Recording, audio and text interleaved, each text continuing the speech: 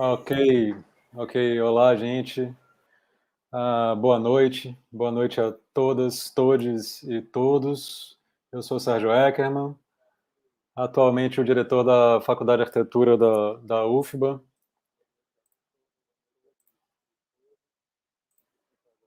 Como é que eu tô aqui com uma, eu tô aqui com uma, pronto. Eu estava aqui com um monitor. Estamos aqui para essa edição extra do Mastaba Digital, né, nosso programa que busca emular e trazer para o nosso formato digital no canal da FAUFBA no YouTube, as características do nosso auditório, nosso querido auditório Mastaba, né? Um lugar, como eu sempre falo, onde provavelmente estaríamos reunidos hoje à noite para celebrar a abertura, né, das atividades dentro da Faculdade de Arquitetura do TAER virtual em rede, do TV Rede, da Arquisur, né, Associação de Escolas Públicas de Arquitetura da América Latina, da qual a Faculdade de Arquitetura orgulhosamente faz parte, né, já desde de 2001, se eu não me engano, e que há alguns anos, enfim, é centro, né, desse debate em torno ao TAE virtual. Visionário TAE virtual, porque já desde então, pelo menos desde 2014, né, nos coloca diante o desafio do projeto em formato remoto, né, em conexões remotas latino-americanas,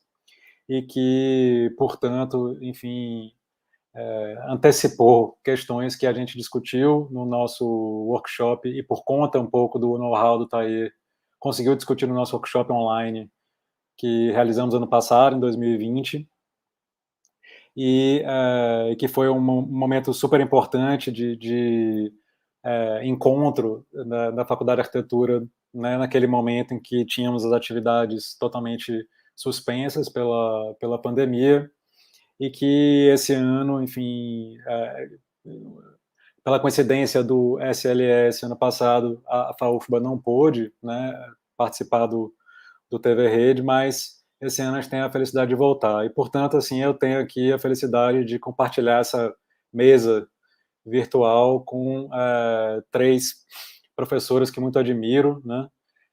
Temos aqui a professora Fabiana Dutra Brito, nossa pró-reitora de extensão universitária da UFBA.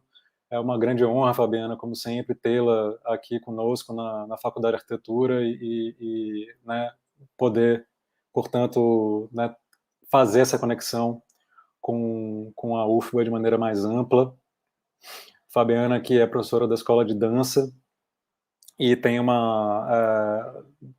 para além, né, da Pró-Reitoria, uma atuação enorme, conexões muito fortes também com arquitetura e urbanismo. A Ariadne vai complementar minha apresentação. Professora Ângela Gordilho, que é professora da casa, da Faculdade de Arquitetura, hoje, né, professora do PPGAU, membro dos colegiados, tanto do PPG como do nosso curso de especialização em habitação, assistência técnica, direito à cidade, a nossa querida residência em arquitetura, urbanismo e engenharia, a RAU, da qual a Ângela é idealizadora e sempre presente, enfim, nos seus mais importantes momentos.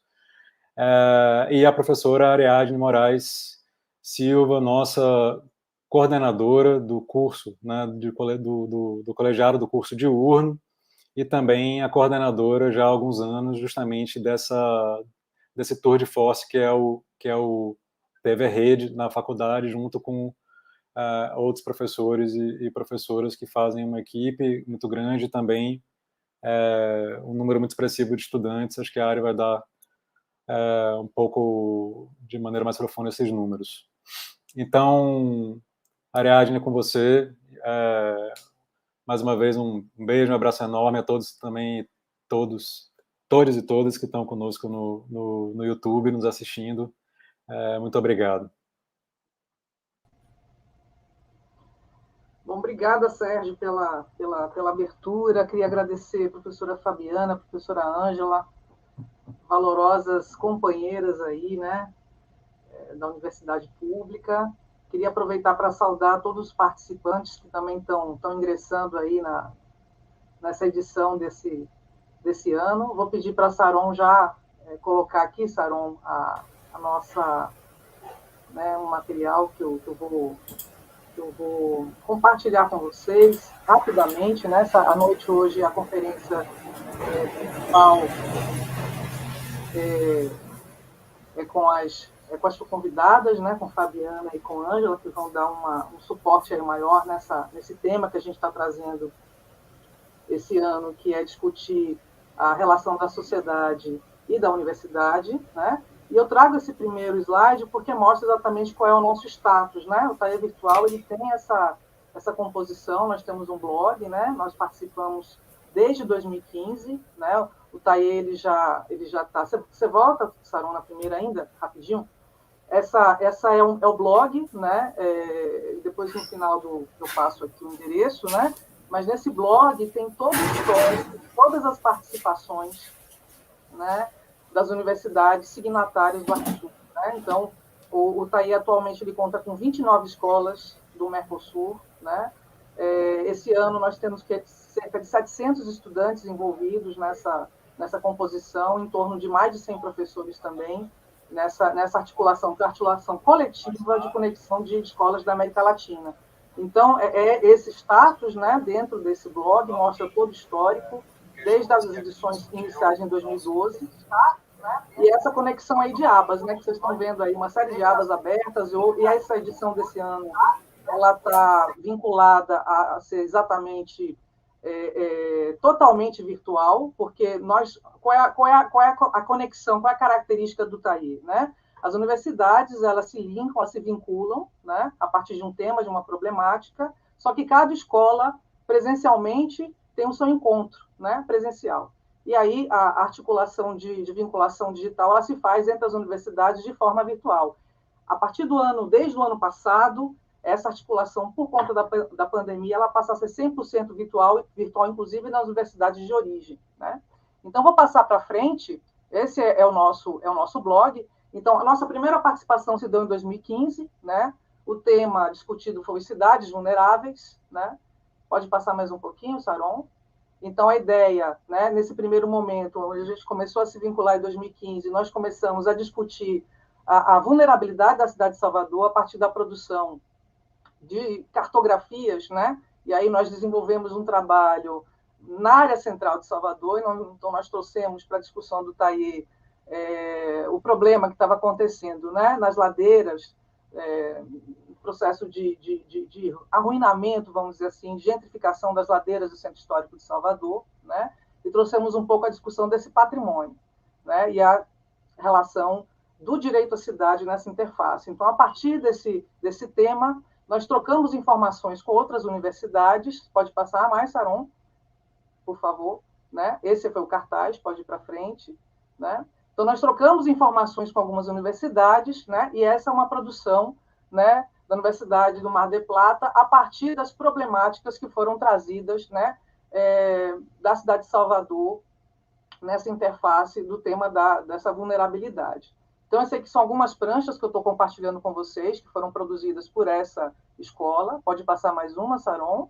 E o interessante é que, a partir dos vínculos, das trocas vinculares, as universidades, elas conhecem contextos diferentes, né, das suas, mas, ao mesmo tempo, que têm problemáticas parecidas. Então, a partir dessa troca contextual que nós fomos atualizando na nossa contextoteca, né, as universidades parceiras aí produziram trabalhos, né, a partir dessas problematizações, e são alguns projetos, alguns produtos que foram produzidos na época. Pode passar, Saron?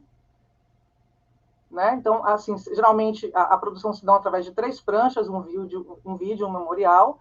Não dá para detalhar muito, né, aqui, só estou trazendo algumas imagens para ilustrar, mas esse material está todo disponível. O legal do TAIE é que esse material ele fica todo... Ele tem um histórico, né, que está todo vinculado ao blog do evento. Pode passar mais uma, Saron? Bom, essa aí também é outra problematização, né, que foi desenvolvida pela Universidade de Mendoza, a partir do contexto de Salvador, da vulnerabilidade, né, das desigualdades que foram colocadas, das questões urbanas nesse contexto, e a partir dessa articulação, essas universidades elas começaram a trazer reflexões sobre a questão de mobilidade, sobre a questão de transporte, sobre a questão dos espaços públicos, né, sobre a questão da ocupação dessas localidades. Nessa época, a gente discutiu muito a questão das ladeiras de Salvador e o centro histórico também. Pode passar mais, Saron? Bom, aí com umas imagens produzidas. Bom, 2017 já foi nossa terceira participação, né? Nós tivemos 2015, 2016, 2017 houve uma articulação a partir desse material produzido, né? Você pode passar mais à frente, Saron, né? Por favor. Então, assim, nós começamos a ressignificar o que seria essa participação, né? No TAIE, a partir daquela produção que a gente já vinha linkado. Então, aqui vocês começam a ver algum material, né? Produzido a partir dos encontros presenciais. Então, a gente vê aqui os alunos, os estudantes, né, na FAUFBA, né, se encontrando e discutindo questões a partir dos temas que eram vinculados, né? E aí, o que a gente faz? A gente tem uma semana ou 2 semanas anteriores, né, de preparação, e na semana intensiva as universidades se vinculam, as equipes locais discutem os temas e produzem, né, durante essa semana, todo o material a partir de, enfim, de postagens diárias que nós usamos tanto a plataforma do Facebook, e agora estamos utilizando também o Miro, o Padlet. Então, essa possibilidade de vinculação ela acaba se ampliando, né, a partir do ano passado para cá. Pode passar, Saron, algumas imagens. Então, isso aqui mostra um pouco os antecedentes, né? Quer dizer, em 2014 a gente não participou, nem em 2012, mas as turmas envolvidas, né, principalmente as universidades argentinas, elas estavam discutindo a questão da habitação, a questão das ficções projetuais, né? E entre 2016 até 2017, o tema da vulnerabilidade, da habitação sustentável, assim, apareceu de uma maneira muito potente, né? E as universidades começaram a se integrar muito mais. Hoje nós temos 29 escolas, sendo que 5 são brasileiras, né? E são 6 países envolvidos: Argentina, Chile, Bolívia, Paraguai, Uruguai e Brasil. Pode passar mais um pouquinho, Saron? Então, entre 2017 e 2018, o tema foi desenvolvido a partir de uma publicação chamada Ficções Projetuais, né? Entre o saber projetual, suas lógicas, processos e estratégias, e a dimensão pública da arquitetura, né? Então, a gente tem um pouco dessa configuração, cada escola tem um número X de participantes, né? Pode passar, Saron. A ideia é georreferenciar também esse material. Então, nesse ano de 2017 e 2018, nós desenvolvemos os chamados artefatos urbanos, a partir das problematizações que haviam sido contempladas e construídas a partir de 2015. Então, a gente vê aqui as salas, né, dos nossos estudantes. Aqui a Leozinho trabalhou muito com a gente, e a produção era discutir a temática, e a partir de uma temática, um objeto, um artefato que daria resposta, né, para as questões contextuais. Pode passar, Saron. Bom, isso aí também é outro material produzido pelas equipes, né? As equipes, essa é uma equipe baiana, no caso do contexto Salvador, né? Que, enfim, a partir do momento desse contato com os contextos, trocando informações com as universidades parceiras e com os tutores e professores, se chegava a uma problemática, essa problemática era discutida, e a partir dessa problemática, um objeto, um projeto, uma problematização era assim experimentada e compartilhada a partir de uma resposta, né, projetual. Pode passar, Saron. Bom, isso aqui é interessante trazer essa imagem, que nós fomos convidados em 2019 a falar um pouco, né, trazer um pouco o espectro do que seria essa participação até então de 5 anos, né? Então, nós trouxemos a questão de tentar entender a imagem de Salvador a partir das problemáticas que discutiam a questão da habitação de interesse social, a questão da gentrificação da cidade e as possibilidades também utópicas com relação à produção dessa cidade e a criação, né, a possibilidade de criar, né, outros eixos, outras possibilidades de pensar também o espaço da cidade, né, a partir de uma articulação também que experimentasse mais esse vislumbre também imagético, né, a partir dessa problematização em que não só o contexto fica como pano de fundo, mas que as pessoas, os habitantes, né, as relações começam a aparecer na cidade como uma cidade que é fluida, que tem mobilidade e que possibilita encontros entre as pessoas, né? Então, esse material foi apresentado como uma síntese dos anos, Pode passar para frente, Saron. E aí o que aconteceu em 2019 foi muito interessante, que nós transformamos essa experiência numa disciplina optativa, né? Os alunos, eles aproveitam ou como atividades complementares, ou eles se inserem numa disciplina optativa, e foi o modo que a gente teve de institucionalizar, né, a nossa participação. Então, vocês veem aí nesses cartazes os logotipos das universidades, né, o título, a imagem linkada, né, e o blog, que está sempre atualizando todo esse material. Pode passar, Sorão. Então, isso foi a nossa divulgação interna, foi a primeira vez que a gente trouxe essa discussão, né, para dentro de uma institucionalização. Acho que nesse momento, de 2019, a gente fortifica o TAE como uma atividade linkada, inclusive, ao nosso currículo, né? A discussão também da articulação com o CONISU é pensar também os currículos das escolas latinas, tanto da questão da produção projetual, mas também da questão da pesquisa e da extensão. E aí, pode passar, Saron? Foi que a gente começou, nesse ano de 2019, trazer a problemática, né, da cidade a partir da produção de cartografias urbanas, né? Então, esse é um primeiro momento em que os estudantes trocam informação com outros estudantes de outras unidades a partir dos postais. Então, o postal é uma forma também de primeiro motor de arranque, né, que está sendo usado em todas as edições, onde as equipes, a partir de uma imagem e a partir de um texto, eles provocam nas equipes parceiras, nas equipes de outras escolas, uma primeira aproximação com esse território. Então, nós vemos aqui um postal de Salvador e um postal de uma outra universidade argentina, e a partir dessa troca, né, se estabelece a vinculação e os temas começam a ser trocados. Pode passar, Saron. Bom, nesse processo, nós conseguimos fazer uma atualização cartográfica da cidade, isso é muito interessante, a professora Aline Barroso deu uma super contribuição nessa parte, né? Nós começamos a criar uma série de layers, uma série de mapas de diferentes aproximações da cidade, isso ajudou a gente fortificar a nossa contextoteca. Pode passar, Saron.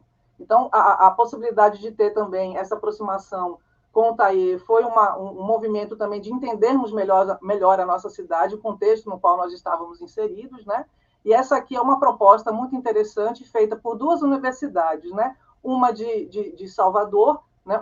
Quer dizer, uma equipe de Salvador e outra equipe de Sucre. Elas trocaram informação e, a partir da informação e da problemática do contexto, elas deram respostas coletivas. Então, esse é o grande desafio, né? Quando as equipes não começam a trabalhar apenas o contexto de uma da outra, mas quando elas começam a trabalhar coletivamente, juntamente, as problemáticas, escolhem um contexto e desenvolvem os projetos. Então, aqui são alguns materiais, né, alguns produtos que foram produzidos, pode passar, Saron, né, das equipes compartilhadas. Isso aqui também é uma outra produção também de duas equipes, uma equipe daqui de Salvador e outra equipe também de Sucre, que discutiram também a problemática do pertencimento à cidade, né, trouxeram as cartografias, se aproximaram do território a partir dessas conexões de saberes, de funções, e fizeram propostas, né, e problematizações a partir de possibilidades também de pensar a cidade e os seus usos, né? Então, cada equipe trabalha de forma muito diferente, né? Então, são inúmeras equipes, centenas delas. Eu só trouxe aqui um espectro do que a gente trabalhou, para vocês terem ideia do que é essa produção vincular. Pode passar, Saron. Bom, e o interessante de 2019 para cá é que nós conseguimos atualizar, né, a partir dessas 29 escolas, vamos dizer assim, as cartografias das cidades. Então, é um trabalho processual, né, que está acontecendo, inclusive nós estamos atualizando para essa edição agora, que tem essa dimensão da pandemia e a dimensão do pós-pandemia, a dimensão também de pensar a cidade nesse contexto de aproximação com a sociedade, no sentido de também entender quais são os saberes que estão acontecendo nos territórios. Então, o desafio desse ano tem sido esse, né? De que maneira a gente pode trabalhar não só o objeto ficcional ou um contexto descolado, né, dessa realidade, mas trabalhar de uma forma mais produtiva e mais profunda essa articulação direta com os saberes que acontecem nos territórios, né? Mas acho que foi importante também fazer essa atualização desses mapas, né, que estão disponíveis num drive coletivo, todo mundo trabalha de forma colaborativa, todas as escolas têm acesso.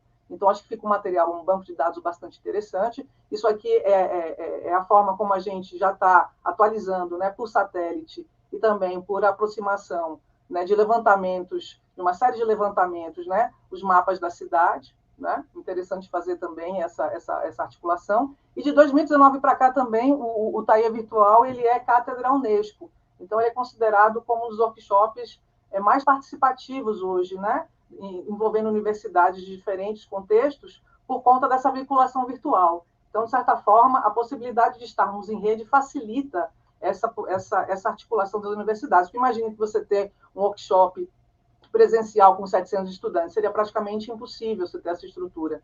Então, de certa forma, aproxima a Latinoamérica também, porque a gente começa a perceber que muitas das questões, muitas das problemáticas, elas são muito próximas, né? E a gente fortifica o Cone Sul nessa possibilidade de pensar o espaço da cidade, de pensar como é que as universidades estão desenvolvendo, né, os seus projetos. Então, no passado, a gente não trabalhou, né? A gente estava envolvido muito nas questões do SLS, também envolvidos no workshop que foi desenvolvido pela própria FAUFBA. E esse ano de 2021 a gente resolveu voltar ao contexto, né, exatamente por conta dessa aproximação. Fizemos um levantamento muito interessante, pensando quais são as estratégias, quais são os trabalhos que estão sendo desenvolvidos em Salvador, né, de extensão, institucionalizados ou não. E o grande desafio desse TAIE de 2021 é exatamente tentar fazer uma articulação, mesmo na pandemia, com os territórios da cidade, trazendo outros saberes para pensar cartografias mais soltas, cartografias mais experimentais, né, e problemáticas mais linkadas com a nossa realidade. Pode passar, Sarô, mais um pouquinho? Bom, aí nós fizemos uma chamada interna, é bom falar um pouco sobre isso, né? Desde 2014, a gente tem uma participação bastante grande com os estudantes, isso depende muito da vinculação dos ateliês, né? Porque a gente não tem uma semana em que tudo para todo mundo se dedicar, então os estudantes se dedicam dentro das suas possibilidades, né? Os docentes são sempre convidados, eu não tenho como dar o nome de todos aqui, mas desde 2015 para cá, uma série de docentes da nossa escola tem participado nas orientações, na aproximação com as equipes. Nós fizemos também uma parceria com um programa de pós-graduação, então estudantes da pós também ou integram as equipes, ou são tutores, ou trabalham como tirocinantes. Então, para essa edição desse ano, nós temos cerca de 50 inscritos, né? Mas, no final das contas, nós ficamos com 7 equipes, nós estamos trabalhando com 7 grupos, com pelo menos 6 ou 7 professores docentes vinculados, né? Aline Barroso, Robério Coelho, que também tem sido um parceiro bastante ativo há alguns anos, né? Maria Paula Dunel, que está chegando agora e também está participando dessa edição, e ela é formada, né, na UBA, então está dando um super suporte. Naya Alban e professor Márcio Cotrim também integraram o Ateliê 1, e nós estamos com participações também de professor José Neto, que está integrando também as equipes de orientação, Solange Valadão, Diogo Henrique, entre outros tutores que estão participando quanto professores da pós-graduação. Porque a ideia da gente também é linkar mais a pós-graduação nesse processo e pensar a cidade também a partir da sua lógica urbana mais estendida e mais ampliada, tentando entender esse corpo mais transdisciplinar também, que não fica só linkado no projeto, mas que pensa a cidade a partir de outras problematizações, de outros saberes, né? E pensando também o que é essa extensão universitária hoje na produção contemporânea. Você pode passar mais um, Saron, acho que só tem mais uma imagem. Bom, esse é o aspecto, né, da nossa estrutura. Hoje nós tivemos a aula inaugural, com a participação de Fernando Esperança, que é esse que aparece aí rapidamente, né? A ideia é realmente construir uma vinculação da Latinoamérica, pensando os espaços de troca contemporâneos a partir das atualizações cartográficas menos fixas, mais sedentárias, mais mutantes, de maior mobilidade.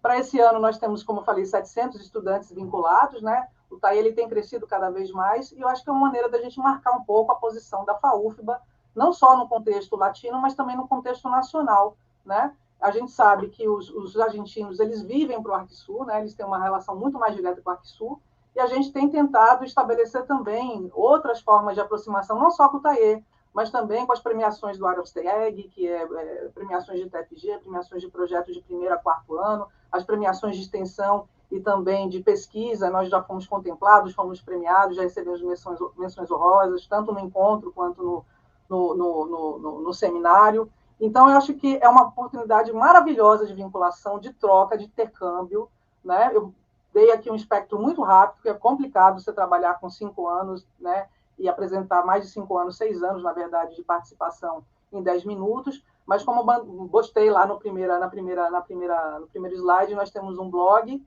que a gente disponibiliza depois aqui para vocês no canal, que tem todas as edições, com todas as produções, todos os vídeos, todas as questões. As publicações, elas são diárias, então a gente tem um material riquíssimo. O importante também desse material todo produzido, não só quanto produto, é porque gera publicações, né? Então, tem uma série de publicações online mostrando todo o processo de vinculação, toda a metodologia, para quem quiser se abrigar. E eu acho que é uma maneira inicial de eu fazer essa provocação, e espero que a gente possa, nessa semana intensiva, que está começando hoje, vai até segunda-feira que vem, onde a gente tem que postar todo o material produzido, que a gente possa trocar informações, inclusive nós temos as charlas teóricas que acontecem quartas e quintas e terça também no final do dia, com discussões que envolvem a temática e que envolvem as diversas realidades do TAIA Virtual em Rede. Acho que é isso, gente. Eu não vou ampliar muito mais, não. Queria dar um salve, agradecer a participação de todo mundo que está aqui e desejar a todos uma ótima semana de workshop. Obrigada. Obrigado, Ariadne. De fato, assim, é um trabalho muito, muito inspirador, quer dizer, e realmente instigante, né?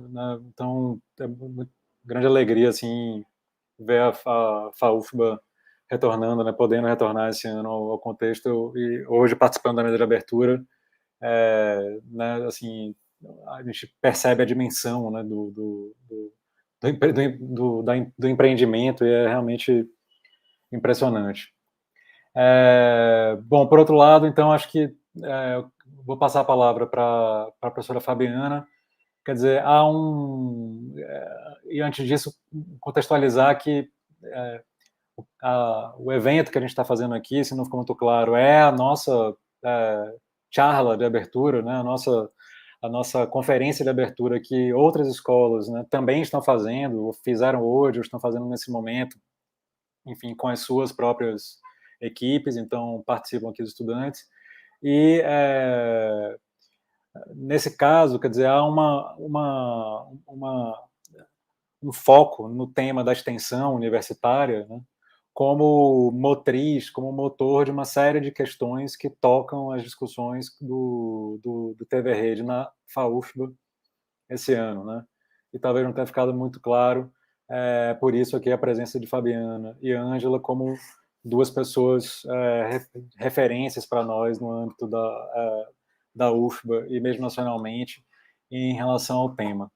Então, Fabiana, lhe deixo com a palavra. Mais uma vez, obrigado pela sua presença. Boa noite, obrigada, Sérgio. Bom, antes de tudo, cumprimento aqui todo mundo que está, as autoridades todas, Ariadne, professor Sérgio, diretor da faculdade, minha colega Ângela, com quem a gente já participei de outras mesas sobre esse mesmo contexto, né, essa mesma preocupação, cumprimentar todo mundo que está participando, todo mundo que está prestando atenção agora, que está aí ligado nessa conversa que vai se iniciar, e dizer para vocês que eu fiquei muito impressionada com o projeto. Eu não conhecia o projeto, tomei conhecimento agora pela primeira vez, e acho, só de ver aquela foto com não sei quantos mil quadradinhos na frente, eu fico imaginando o que seria isso ao vivo, né? Todo mundo junto lá na Mastaba, sei lá onde, no auditório grande, ou mesmo espalhado e passeando pelo campus da universidade. É realmente uma diferença imensa, né? Ver aquele monte de quadradinho todo mundo lá dentro e ver o que é essa participação das pessoas e o engajamento das pessoas, apesar das condições, né? Bom, eu queria então agradecer também ao convite, que eu acho muito honroso vocês lembrarem, não é só porque eu acho que Sérgio falou do meu envolvimento com a área de arquitetura e de urbanismo por causa de outros projetos de pesquisa que eu mantenho em parceria com professores da faculdade e estudantes da faculdade de arquitetura, mas pela nossa atuação atual em relação à extensão. Eu acho que, coincidentemente, até pelas mãos da própria professora Ângela, eu acabei fazendo parte de outros eventos de arquitetura e urbanismo que tem a ver com essa discussão sobre cidade, extensão, sociedade, isso tudo tem feito muito sentido para mim ultimamente. Mas para você o seguinte, que eu fiquei pensando o que poderia ser interessante a gente discutir aqui hoje, porque o tema, apesar do tema tratar de uma coisa, vem um título, né, que nos remete a uma situação da relação da universidade com a sociedade pós-pandemia, Eu preciso dizer que eu tenho muita dificuldade de pensar em alguma coisa pós-pandemia, se a situação de pandemia plena que ainda estamos vivendo é muito difícil, né? Com pouquíssimas pessoas vacinadas, com uma possibilidade muito grande de outras variantes aparecerem e da gente ter mais dificuldade de lidar com o cotidiano que a gente conhecia em outros termos durante um certo tempo, né? Então, mesmo assim, eu fico pensando que tem aí tem uma questão que vocês, na verdade, já trabalham com um formato, né, uma modalidade, digamos, né, de relação, de comunicação, que é remota, que tem sido mais fortalecida nesse momento, mas vocês já vinham trabalhando com isso, e eu acho que, então, um pouco da conversa que a gente podia ter aqui é pensar em que medida isso pode favorecer ou dificultar, e que tipo de problema isso nos causa, que tipo de desafio isso nos traz, que eu acho que é muito importante. Bom, eu vou dar uma retomada, assim, meio grande, porque, assim, eu fiquei pensando também, né, que para falar sobre isso, né, o que será alguma coisa que a gente pensa no pós-pandemia, é porque provavelmente aquilo que era antes da pandemia foi modificado completamente. E se foi modificado e eu preciso falar do pós, eu estou preocupada em falar do pós-pandemia, porque provavelmente também alguma coisa que foi modificada lá foi modificada de maneira radical e de maneira quase que definitiva, né? Então, acho que o que está acontecendo para todo mundo, na verdade, o que foi modificado? O fundamental foi modificado. É que a nossa vida se transformou numa vida não presencial, nossa vida pública. E muito da nossa vida familiar também se tornou entrou num esquema de uma situação não presencial. O que isso significa? Significa muita coisa na vida de muita gente, na vida da sociedade, na vida das instituições, isso significa muita coisa, isso mudou muita coisa, trouxe problemas gravíssimos para todos os lados. Assim, o mínimo que eu diria a vocês é a deteriorização de tudo que ficou lá, né? Então, toda a nossa universidade, todas as nossas coisas, aquilo que a gente ocupava, está lá parado e congelado durante tanto tempo, deve estar completamente deteriorado. Então, a falta do uso das coisas que deteriora a condição das coisas. Mas, isso tudo que essa situação de não presencialidade, ela tem sido suprida por um recurso de tecnologia, que é esse que a gente está usando aqui agora, que é esse que nos permite aproximar pessoas distantes e nos permite, por exemplo, adotar determinadas metodologias de trabalho, como essas que a Ariadne mostrou para a gente agora, que publica num determinado blog todas as coisas, então aquilo que foi produzido em vários lugares diferentes se concentra num único lugar, onde todo mundo pode verificar, conhecer e tudo mais. Então, isso é um recurso tecnológico para suprir uma questão que parecia ser uma questão circunstancial. Acho que o grande problema é a gente tentar pensar o que implica a não presencialidade para a extensão. Ela pode ser uma solução para uma série de coisas, uma série de situações, mas no caso da extensão a gente ganha um probleminha um pouquinho maior para pensar a respeito disso, porque diz respeito à própria definição da extensão. Então, eu queria, em primeiro lugar, voltar aqui um pouquinho para vocês, não a definição de extensão, mas, assim, pensar que o que a extensão foi como uma conquista histórica das nossas universidades, na verdade, ela é um direito constitucional e um dever institucional das universidades. Que direito e que dever é esse? O dever e o direito de promover uma educação comprometida com o sentido público da vida. Ou seja, com o convívio respeitoso entre pessoas que vivem diferente e pensam de maneira diferente. Uma educação comprometida com o sentido de coimplicação social, porque ninguém vive só em um mundo próprio, particular e isolado dos demais, né? E ela é uma conquista de quem? É uma conquista, em primeiro lugar, disso que a gente chama dos extensionistas, né, que são o conjunto de pessoas que se mobiliza para fazer essa atividade há muitos anos, né, e ela ter se consolidado é uma conquista dessas pessoas, porque é uma prática dessas pessoas que ganhou, que foi incorporada ao cotidiano e à relação institucional das universidades. Mas ela é especialmente importante, e ela é especialmente uma conquista para a sociedade, porque isso que a gente fala, que é uma atividade que transforma a sociedade, não transforma somente pela realização de atividades em meio aos seus diferentes setores, mas inclusive por ter a sua esfera pública constituída de cidadãos formados neste comprometimento ético-pedagógico. Então, o que a sociedade está ganhando não é só as relações e a atividade propriamente dita, com todas as pessoas envolvidas naquela atividade e o resultado daquela atividade, mas a sociedade ganha também pelo fato de que os estudantes que estão envolvidos nesse tipo de atividade ganham e asseguram para si uma formação acadêmica e profissional diferenciada daqueles que não têm essa experiência. E essa formação, que é uma formação mais comprometida com esse sentido de cidadania e da coimplicação das pessoas diferentes no mesmo mundo, é isso que a sociedade ganha. Profissionais e estudantes que têm isso em mente, que têm isso como uma formação incorporada. É importante lembrar que a extensão, ela é pura experiência. E o que isso significa, que eu estou querendo dizer com isso? Porque ela é alguma coisa que se vive, não é alguma coisa que se tem ou que se faz, porque ela se elabora, ela se formula ao longo da própria vivência de estar fazendo.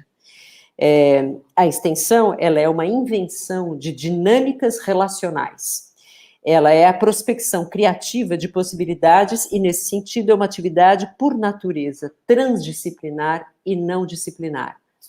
Ela, justamente porque ela se propõe, não é nem que ela se propõe, ela apenas se realiza num formato e numa dinâmica que, por envolver pessoas diferentes, pensando de maneiras diferentes, atuando de maneiras diferentes, com históricos diferentes, culturas diferentes e mundos diferentes, esse desafio do convívio desse grupo diferente em função de uma ideia comum, em função de uma necessidade comum, esse desafio é, na verdade, a própria experiência política de vida pública, né?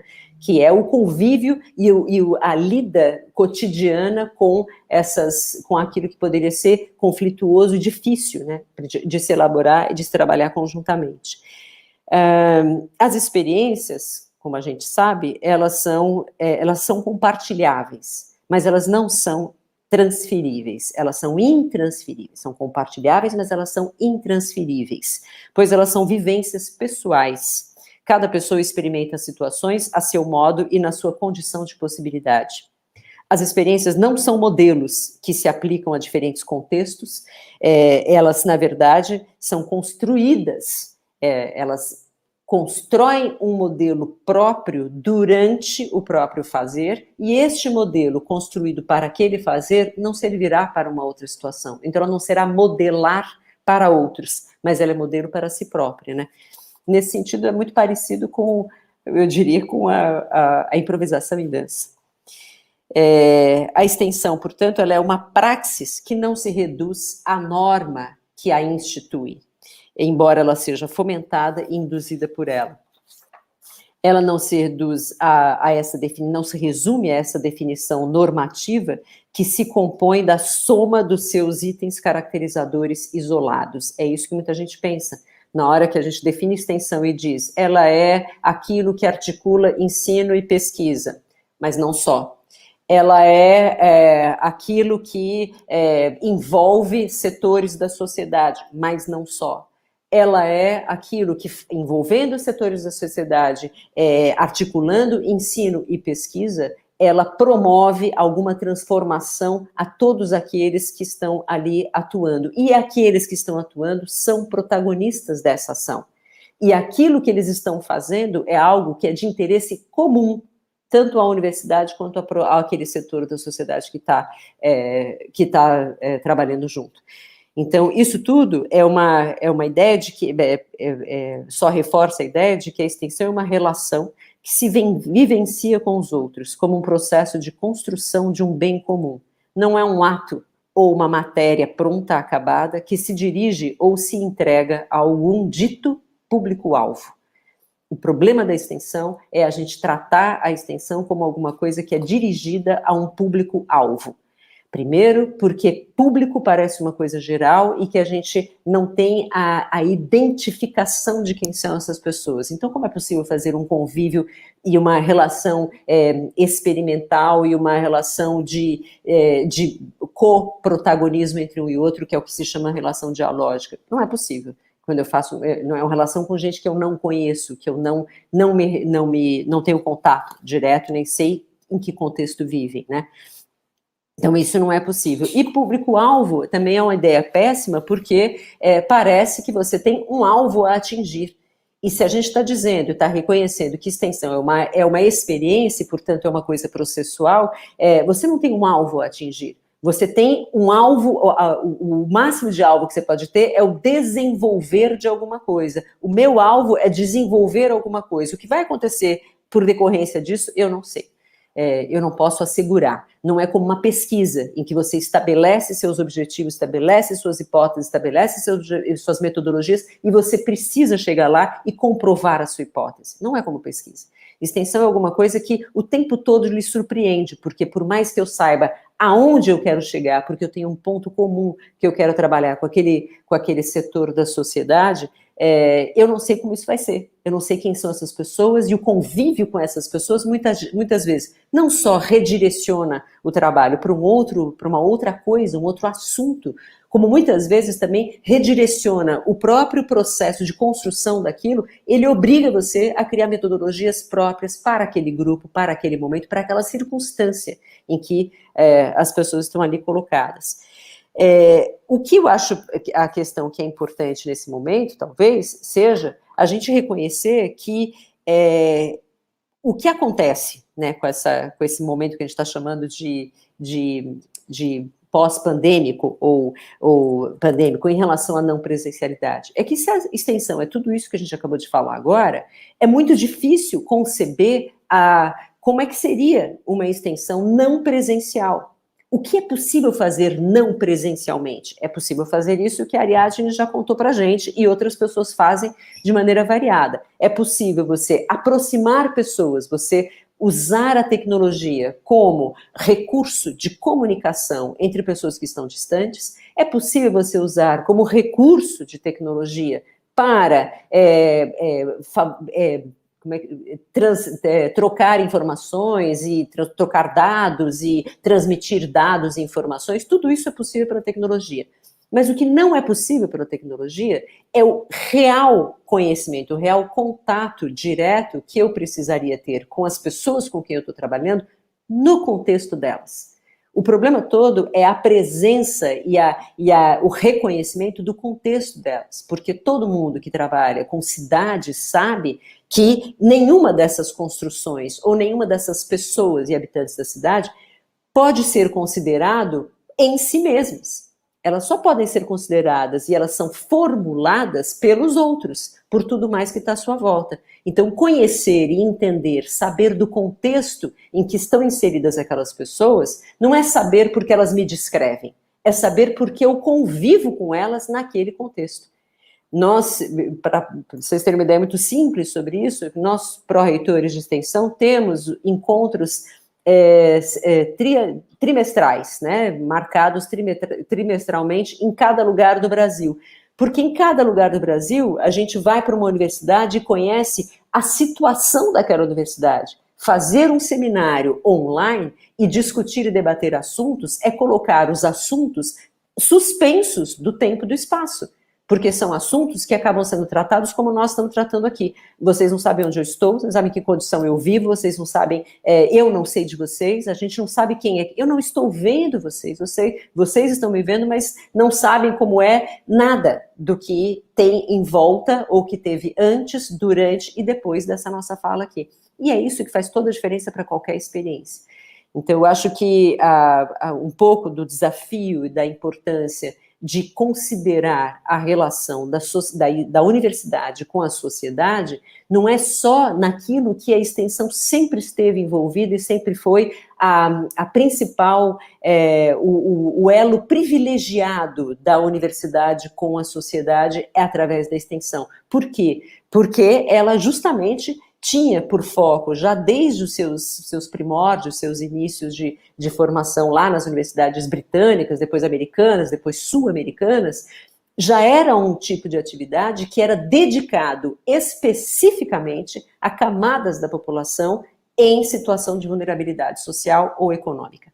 Então, isso já era o foco, sempre foi o foco. Então, mesmo que a gente reconheça hoje que esse campo se expandiu e a gente diga que é possível fazer extensão, por exemplo, com uma empresa privada, é possível fazer. Mas a nossa discussão é uma discussão de caráter ético, moral, qual é o envolvimento de uma instituição pública de uso e aproveitamento de todo dos seus recursos de conhecimento produzido e de recursos humanos que ela dispõe, dos seus professores, dos seus estudantes.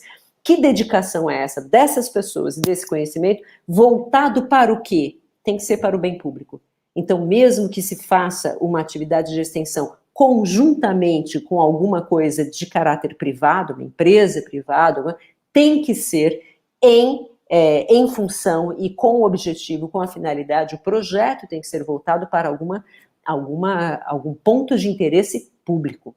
Público não é público só para todo mundo de modo geral, mas público a setores específicos, que são esses que hoje, com quem a universidade trabalha hoje.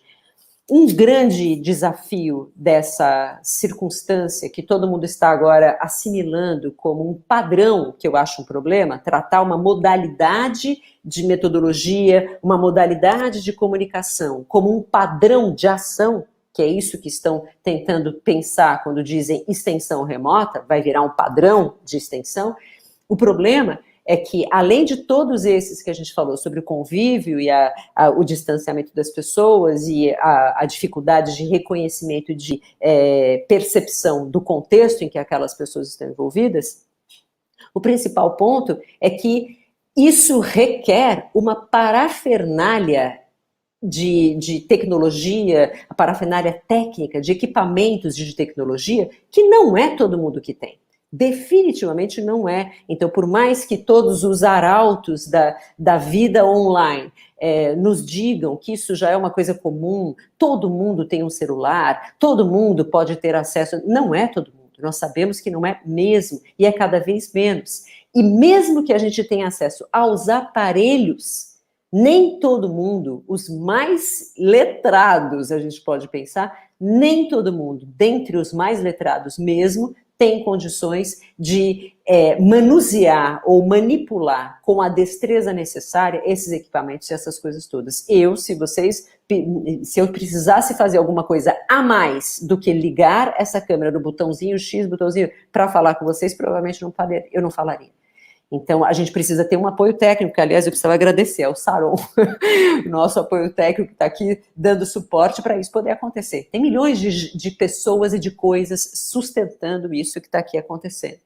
Então, eu acho que o ponto importante é pensar no perigo da contradição que pode ocorrer em dizermos que vamos fazer uma extensão baseada nessa não presencialidade, porque a não presencialidade estará baseada no uso de tecnologias e de equipamentos que nem todo mundo tem disponível e que nem todo mundo sabe usar.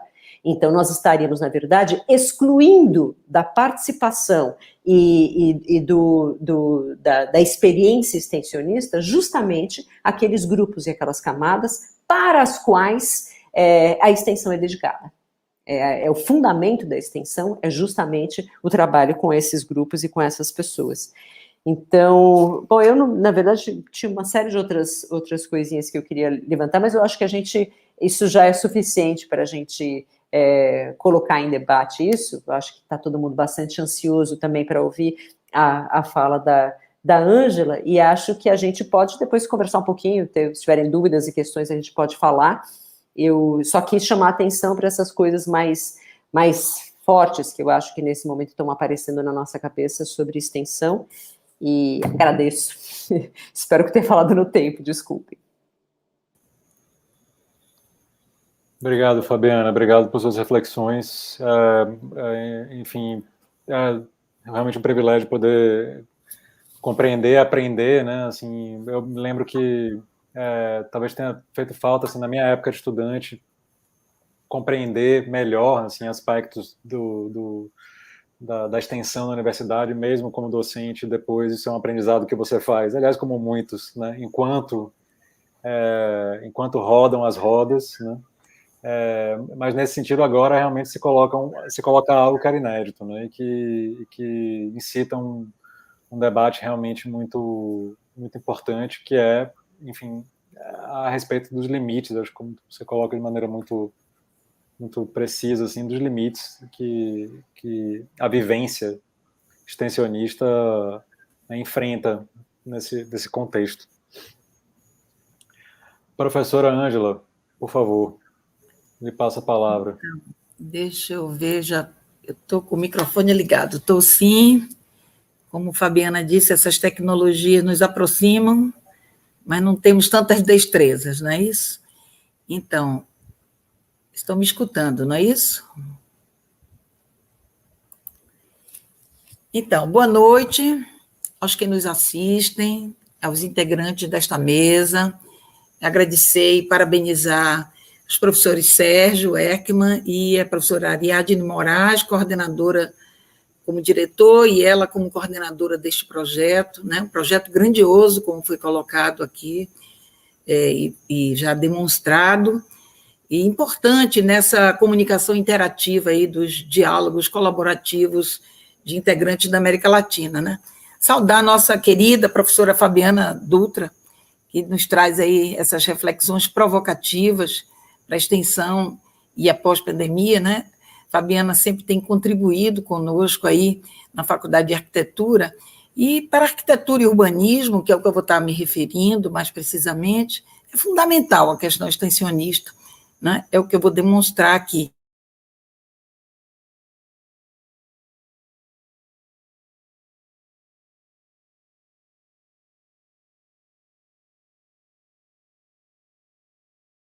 Então, ela nos aproxima de lugares distantes, como esse agora, de tantos países da América Latina, mas certamente eu sou otimista no retorno do local, nas nossas atividades locais, que são fundamentais para a formação e aprendizagem da arquitetura. Então, essa dupla análise, eu acho que, de um lado, nos aproxima mais, eu acho que elimina custos, né? Eu acho que a extensão da intercâmbio entre as universidades, onde você tem custos elevados de viagem, deslocamento, né? As tecnologias dentro das universidades, onde também tem a maior facilidade, ela é um grande avanço aí, causado por esse momento tão difícil da pandemia, né? E, para nós, eu acho que pensar o pós-pandemia, como eu vou estar aqui demonstrando no meu argumento, acelerar processos que já estavam em andamento na formação e na revisão dos arquitetos, dos urbanistas e áreas afins que lidam com a cidade e com a realidade do ambiente construído, né? Então, nós temos promovido muitos diálogos aí entre nós e, mais do que isso, experimentado, através dessas práticas de ensino, pesquisa e extensão, outras arquiteturas na construção coletiva do direito à cidade, e é esse assunto que tangencia hoje a minha fala aí sobre esse tema proposto na abertura desse evento, a cidade pós-pandemia, a relação com a sociedade, né? Então, essa inusitada e prolongada e trágica pandemia do coronavírus, ela evidenciou, entre tantas questões, a necessidade da arquitetura e do urbanismo para habitações mais adequadas, uma integração maior da atuação com a cidade na sua forma mais ampla, né? A arquitetura tem sido extremamente seletiva, elitista, então são essas experiências que nós estamos ampliando, que nos traz outras possibilidades para pensar outras arquiteturas, né? Então, a experiência que eu vou trazer aqui da implantação, como o Sérgio já falou, de uma residência acadêmica profissional em arquitetura e urbanismo. Ela vem sendo construída há muitos anos, se acelera agora, a partir de 2008, né, com um instrumento legal colocado aí pela Lei de Assistência Técnica, que eu vou estar me referindo aqui. E, então, como eu falava, já pontuando no início, né, o pós-pandemia, eu espero que acelere, do mesmo jeito que vem possibilitar acelerar o diálogo à distância, né, que ela acelere outras arquiteturas para as nossas cidades, e a pandemia mostrou o quanto nós somos importantes para esse bem-estar coletivo, né? Então, essa experiência já tem 10 anos, ela se coloca a partir de um curso de assistência técnica em habitação e direito da cidade. Como o Sérgio falou, eu tive a oportunidade de montar este curso, atraindo outros professores que agora estão direcionando e se ampliando para seu fortalecimento. Inclusive, eu vou estar rapidamente mostrando, se der tempo, aí, após o meu argumento principal, uma ilustração, o quanto foi importante nessa 4ª edição, dirigida pelos professores jovens aí da faculdade, ao coordenar esse processo, encabeçado aí pela professora Eliana Mettig, como com criatividade foi possível avançar durante a pandemia com a 4ª edição desse curso. Então, nesse início de argumentação, eu vou me fazer acompanhar, né, pelo nosso mentor teórico, Boaventura de Souza Santos, que tanto tem contribuído aí para nós refletirmos criticamente o papel da extensão na universidade, mas eu vou me referir a um trecho aqui muito breve de uma publicação muito recente dele sobre o tempo, a pandemia e a desigualdade. Então, citando o professor e filósofo, ele diz: há diferentes maneiras de viver o tempo durante uma crise civilizatória, mas há distinções também em como as classes o encaram. Em um mundo com futuro nebuloso, uns buscam ultrapassar o tempo, para outros, ele é um carro na contramão. E aí, reticências colocada nessa citação, como ela está posta no texto publicado, eu acrescentaria que essa crise também é uma oportunidade de mudança, de repensarmos transformações impulsionados não só pelas novas práticas, mas por esse acuamento de uma crise civilizatória muito mais ampla, como o próprio filósofo entende, não é? Com muitas dimensões: social, econômica, democrática, ambiental, sanitária, que evidencia tantas tensões e desigualdades sociais no ambiente construído, sobretudo nas grandes cidades, também do mundo desenvolvido, mas, sobretudo, nos países periféricos, como os nossos, que vocês vão estar trabalhando aí esta semana nessa reflexão aí do evento, né? Então, no Brasil, nós sabemos que o desafio historicamente colocado de acesso adequado à habitação e direito à cidade, ele é gigantesco. Nós somos hoje 85% da população brasileira vivendo em cidades, em áreas periféricas, sem assistência, sem benefícios coletivos, sem direito, né, ao bem comum que é colocado para partes da cidade melhor servidas. Moram de 20% a 60% dos habitantes, e esse índice varia de região a região. Em Salvador, é em torno de 60%, nossos estudos demonstram isso. Não apenas a renda é insuficiente, são poucas as oportunidades de inclusão social que são dadas, e são territórios altamente densificados, produzidos por autoconstrução, sem orientação técnica, inseguros, carentes, né, onde os serviços públicos não alcançam as necessidades básicas dessas populações, ainda que estejam assegurados pela Constituição Federal. Então, esse é o nosso grande desafio, né? E o pós-pandemia alerta a todos nós o quanto é importante pensar o território para todos, né? A pandemia mostra que ela atinge ricos e pobres, né?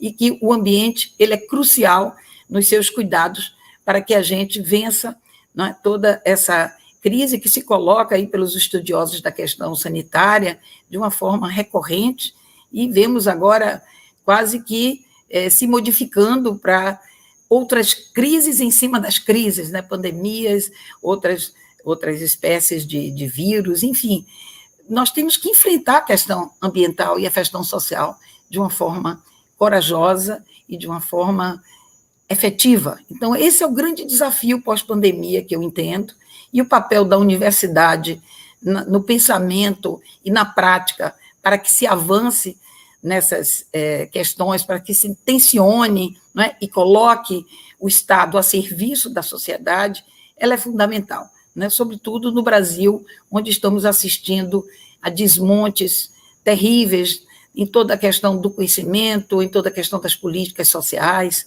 né? Então, nós vimos que, muito diferentemente do que foi o século XX, para arquitetura e urbanismo, quando as cidades industriais se abriam para as grandes vazias dos arrabaldes das áreas rurais, né, avançando, vamos dizer assim, no espaço nu, no espaço a ser construído.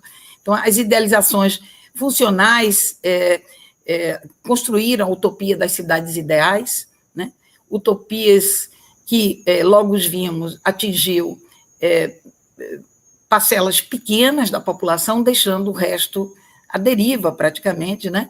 Então, trouxe para dentro da construção do espaço o protagonismo da arquitetura e urbanismo, que hoje se esvazia por limitações de atuação dentro desse parâmetro da cidade mais rica, formal, limitando a possibilidade da amplitude do papel da arquitetura e mostrando que é na cidade real onde nós temos que avançar as nossas possibilidades de práticas, e, evidentemente, elas passam pela prática extensionista, pela prática da experimentação, pela prática da inovação, como já foi dito aqui, né? Então, essas muitas favelas da periferia do capitalismo, elas crescem crescentemente complexas, né? Territórios populares com conteúdos próprios. Nós não estamos falando apenas da questão da precariedade, né? São conteúdos ambientais e culturais próprios que as práticas extensionistas nos mostram quanto aprendemos juntos nesse processo realmente dialógico, né, de pensar as necessidades reais e pensar soluções juntos, né?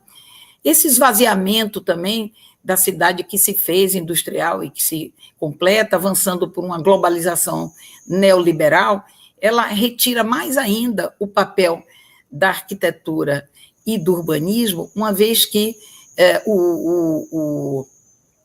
a gestão corporativa da cidade ela se dá de forma muito distante, né, da elaboração do pensamento sobre a cidade e eliminando, inclusive, profissionais locais desses processos, os grandes projetos urbanos que estão sendo implantados, poucos dos profissionais locais têm possibilidade de atuar nesses grandes projetos estruturantes. Eu estou falando do metrô, pontes aí que estão sendo pensadas para, inclusive, sem a necessidade real da sociedade para alguns projetos. Eu estou me referindo ao metrô, mas particularmente essas grandes arenas que foram construídas, enfim, são processos que eles deslocam a possibilidade do arquiteto localmente da sua forma de trabalho. Então, paradoxalmente, nesse momento de pós-pandemia, quando as condições sanitárias exigem tanto, né, a presença de ambientes adequados de viver,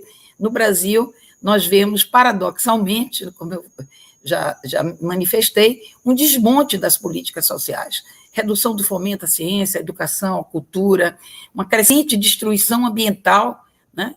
Realmente é uma situação nunca vista na amplitude, na intensidade que está acontecendo no território brasileiro, e as periferias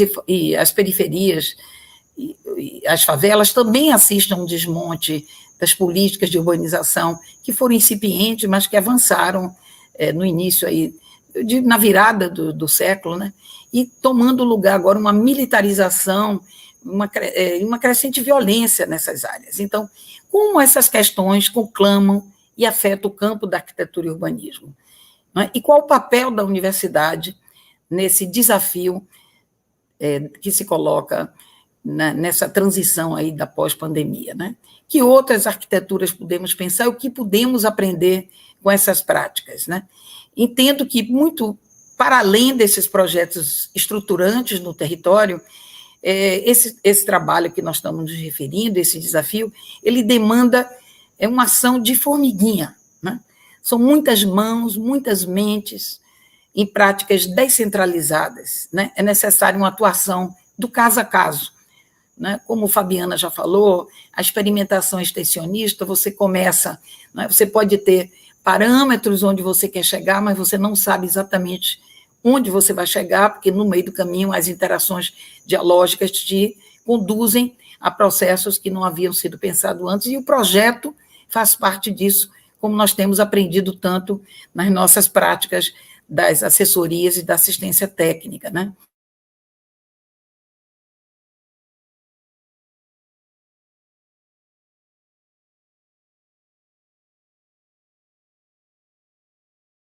Então, precisamos de dentro de uma escala de investimento muito pequena, mas ele traz inovações e tecnologias sociais que são fundamentais para essa troca de saberes e para essas outras arquiteturas que nós estamos avançando e criando um certo repertório para que a gente possa fortalecer políticas públicas de fomento para essa atuação. Então, como diz a nossa grande mentora também, a professora Ana Clares Torre Ribeiro, nos seus inúmeros escritos deixado, um espaço praticado, né? Um espaço onde você, atuando na extensão, associa e conjuga ação, técnica, espaço, né? Isso é o que nós temos aprendido nas nossas relações aí com esse projeto da residência e com outras ações que nós temos desenvolvido através do Lab Habitat, né? Os dois estão, um alimenta o outro.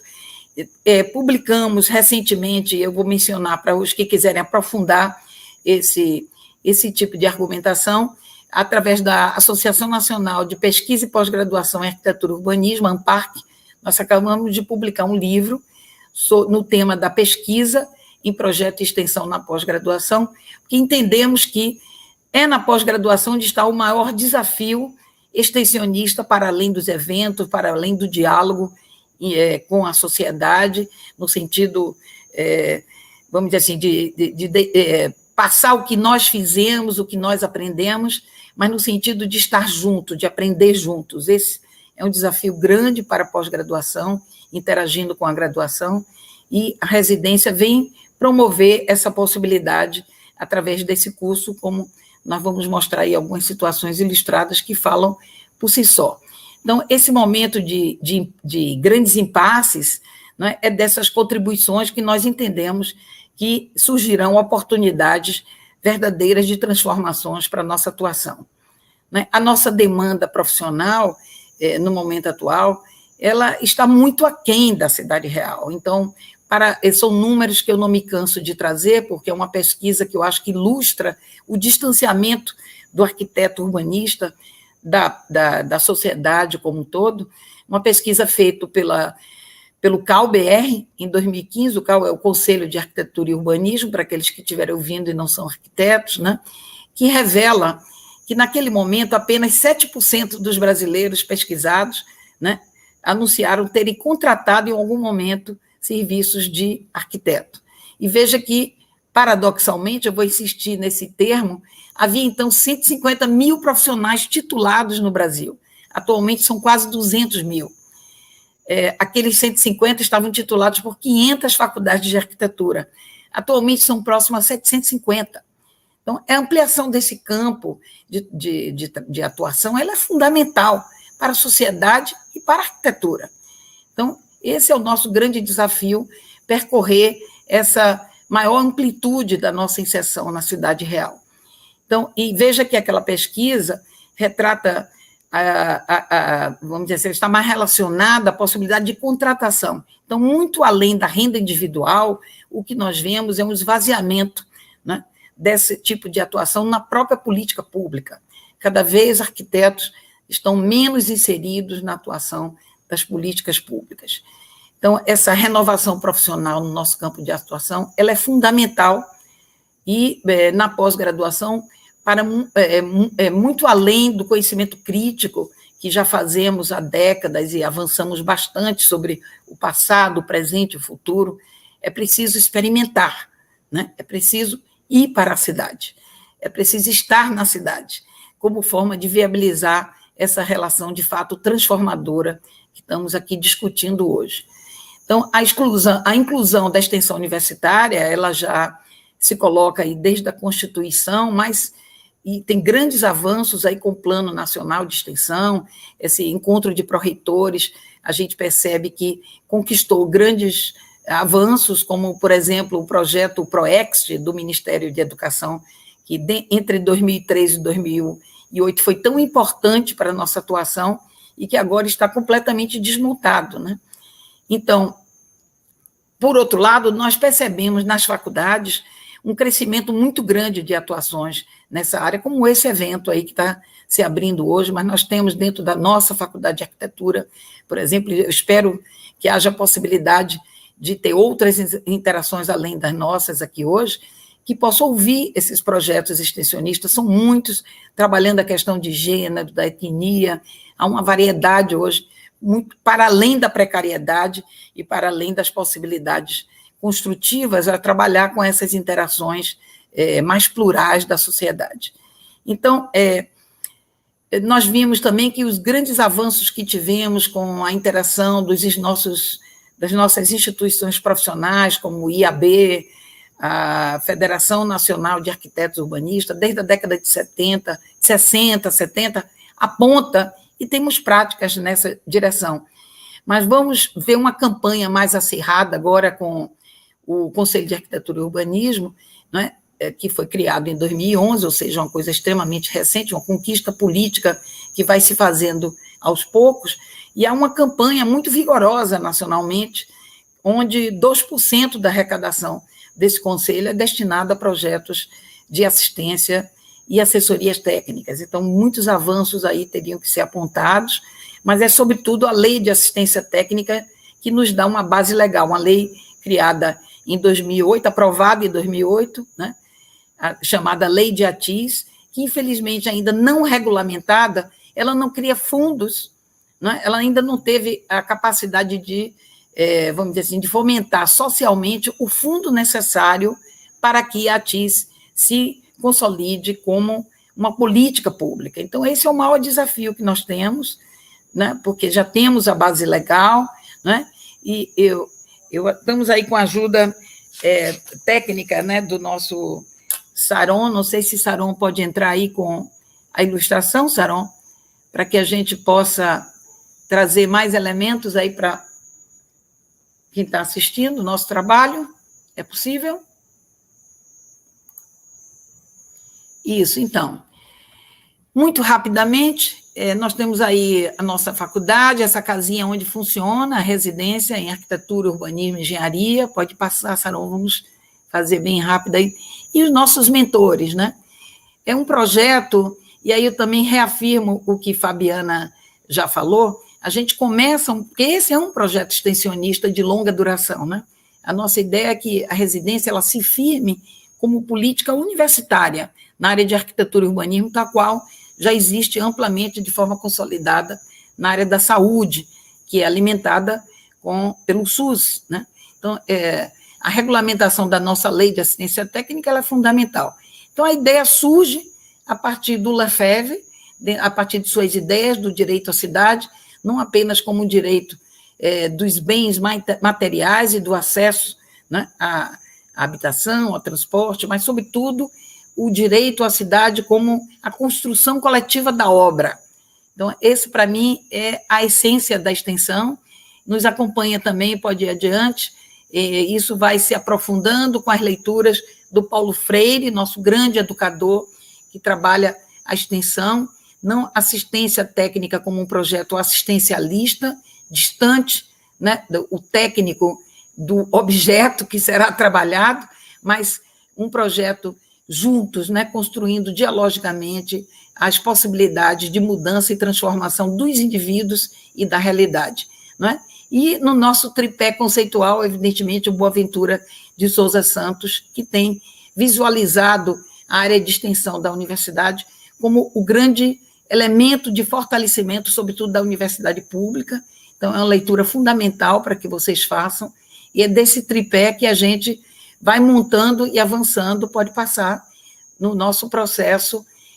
A lei de assistência técnica, ela possibilitou a criação desse curso na modalidade residência, porque ela traz essa possibilidade legal, mas é um avanço ainda que estamos conquistando junto às universidades locais, para que a residência de fato exista. A UFBA, por exemplo, nós temos discutido muito com a Pró-Reitoria de Extensão como viabilizar isso para que a gente se diferencie enquanto um curso público ou gratuito e de interesse público e de interesse comum das demais especializações que são pagas e têm recortes tecnológicos bem voltados para empresas e avanços de tecnologias de ponta. Nós entendemos que a nossa tecnologia social merece um tratamento diferenciado para que a gente possa viabilizar bolsas. Então, os nossos fundamentos institucionais passam por essas conquistas, que começa com a lei de assistência técnica e avança com esses diálogos institucionais com as universidades públicas, pode passar. Então, a ideia do nosso objetivo não é só a formação universitária, né, mas é ampliar e aperfeiçoar a atuação do profissional para essa área da cidade onde ele não está inserido, né, e viabilizar também para que, posteriormente, ele possa atuar como assessor técnico independente nessa área, nesse campo de atuação. Então, ampliar a inclusão social da sociedade, das famílias, enfim. A universidade pública, ou a universidade, na medida que a política pública de assistência social avance, ela ser a mediadora entre sociedade civil e gestão pública, mediadora no sentido de empurrar, impulsionar projetos e perspectivas de atuação. Pode passar? E, então, nossos resultados até então, nossa forma de atuação e nossos resultados é um curso que dura de 14 a 16 meses, como eu falei já, ele nasce não como um curso extensionista apenas, mas um curso em que a extensão puxa o ensino e a pesquisa junto, como atividades conjuntas. Ele tem uma duração de 14 a 16 meses, né? Nós já temos 54 professores credenciados que contribuem de forma diferente, alguns fora da UFBA, que são professores colaboradores, voluntários. Já ingressam aproximadamente 25 arquitetos urbanistas e outras áreas que dialogam. Temos tido alunos da área da assistência social, né, uma aproximação mais tendo com direito, a própria engenharia, né, que nasce junto conosco, por isso que é a U mais E, enfim, e um grande avanço que tivemos nesses 10 anos, né, nessas 3 edições já feitas, são as nucleações que nós estamos provocando através dos próprios estudantes que nos procuram e interagem com professores à distância. Então, já temos com a Paraíba, são 6 nucleações já, Paraíba, Sergipe, Pelotas, Brasília, Ceará, né? Então, isso tem sido um ganho muito grande. Eu não vou entrar em detalhes, trabalhando com muitas áreas, comunidades, como os recursos disponíveis praticamente são para o funcionamento do curso em si, não tem bolsas para os alunos. Nós temos atuado na região metropolitana de Salvador e nas nucleações, pode passar, e aí depois a gente pode dispor para os interessados. O reconhecimento dos nossos trabalhos já se coloca não apenas em termos quantitativos, mas, só voltando ali um instantinho, mas também por um reconhecimento de premiações, isso. Acabamos de receber menção honrosa no Prêmio Amparc 2020, e tivemos o reconhecimento do Arquisul em 2019 e do Banco do Brasil como tecnologia social. Então, esses reconhecimentos são importantes para os avanços, pode passar, por favor, e aí com imagens das nossas atividades, em termos de metodologias e técnicas participativas, algumas dentro da faculdade, e aí eu estou ilustrando com as 3 edições antes da pandemia, e a grande parte fora da faculdade, nas comunidades em si, né? Com vários métodos e várias técnicas de interlocução, oficinas, tem sido riquíssima a aprendizagem. Temos poucas mãos para publicar tudo, mas aqueles interessados vão encontrar mais detalhadamente no nosso site todos os projetos elaborados. Aí vocês estão vendo algumas propostas, essas aí aparecem mais vinculadas à arquitetura e urbanismo, que é a maioria dos nossos alunos, mas algumas aí com gestão e comunidades, enfim, há uma certa variedade de trabalhos, temos incentivado projetos maiores, como impulsionamento de parques da periferia, enfim, aprendizagem de técnicas, sejam de alternativas, ou técnicas inovadoras, uso de materiais reciclados, como vocês estão vendo aí, essa praça e escadaria feita, enfim, é um curso que envolve muita gente, né? Então, essas imagens falam por si, ao final, nas bancas, nós temos uma interação com as comunidades que dão depoimentos sobre o processo que ocorreu da assessoria, né?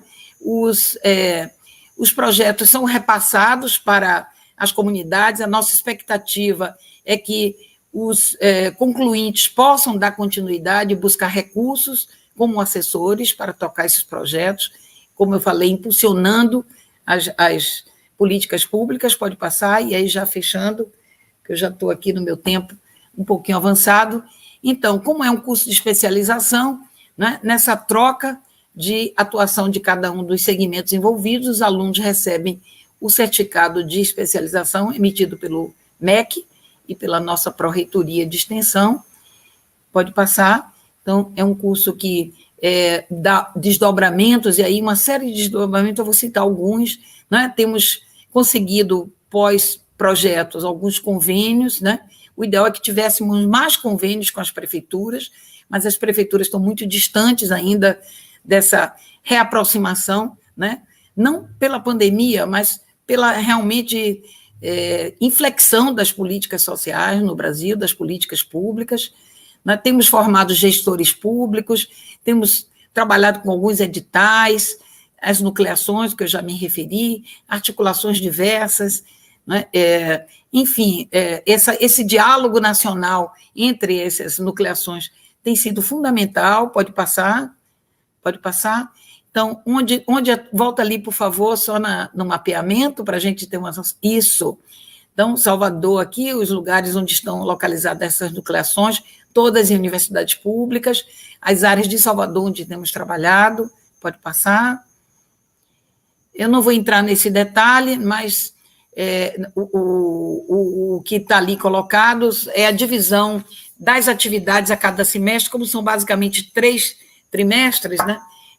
Tivemos um fórum, após as 3 edições, tivemos um fórum em 19, um pouquinho antes da pandemia, onde rediscutimos várias coisas, mas, sobretudo, a necessidade da extensão ser logo inicial e o curso e a capacitação mútua e interativa ser ao longo do processo da prática, quando formos interrompidos, pode passar, exatamente quando começou a 4ª edição, e ela já está online, né?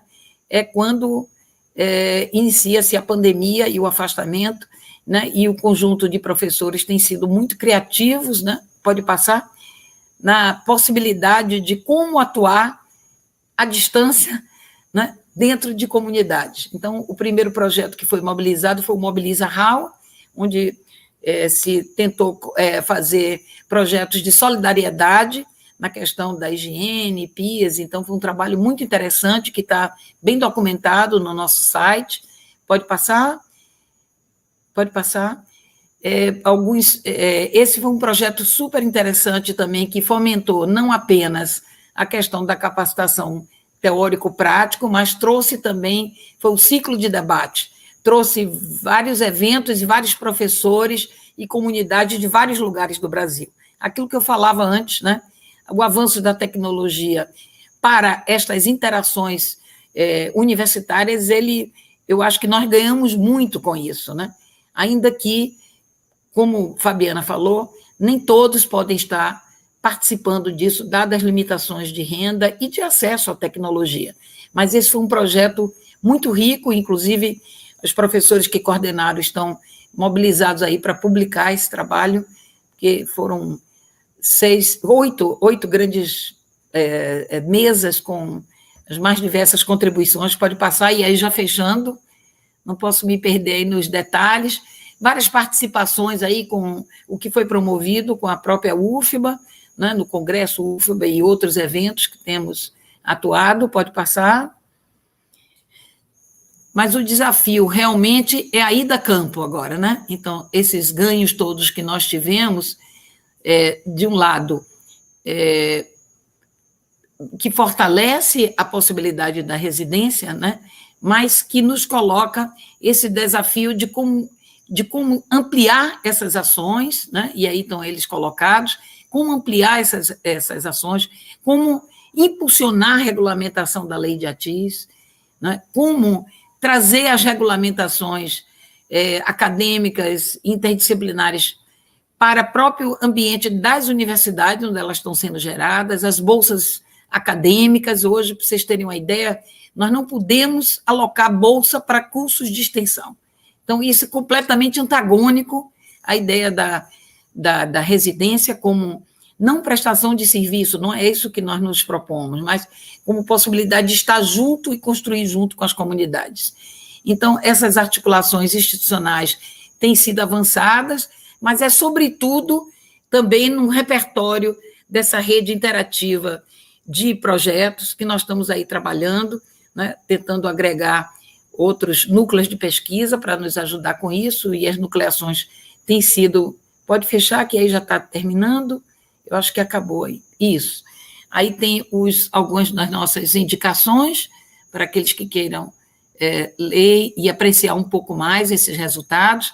Aí também está o livro que eu me referi, da ANPARC, com o link, ele está disponível gratuitamente no repositório da UFBA. Eu agradeço e abro aqui para esse diálogo mais coletivo, já ir fechando nossa fala.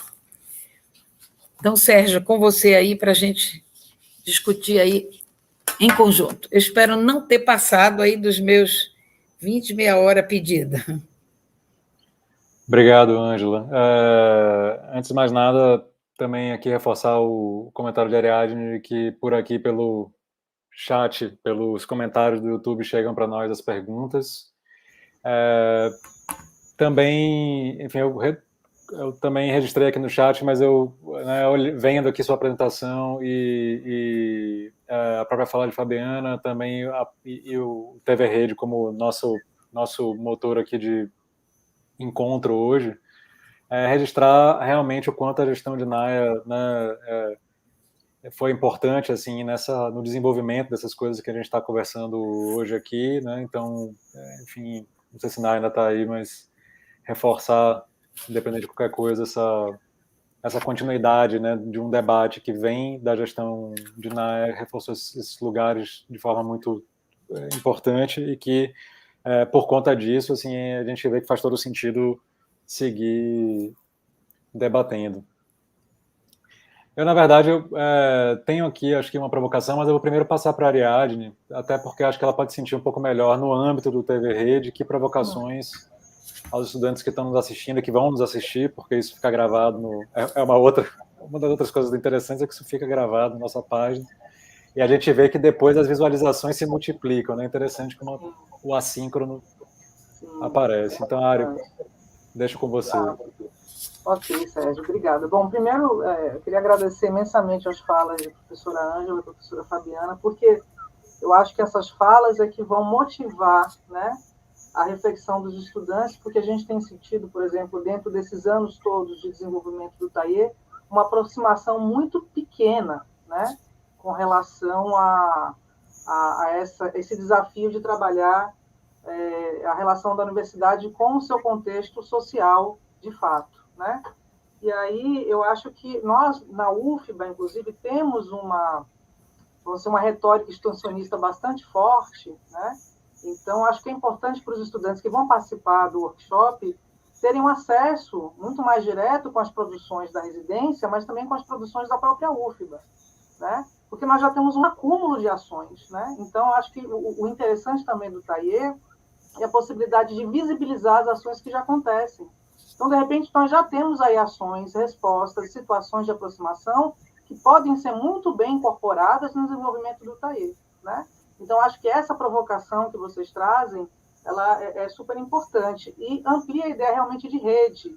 Então, é preciso pontuar que nas discussões dos últimos 2 anos, e sobretudo desse último ano, Nós, do Brasil, principalmente os professores da Universidade Federal do Rio de Janeiro, Universidade Federal do Rio Grande do Sul, a USP e também a Universidade Federal de Minas Gerais, provocamos, né, na direção, né, do TAIE, de quem está coordenando o TAIE, no caso, o Fernando, a equipe mais ligada às universidades argentinas, a necessidade de incorporar mais essas ações de campo, né?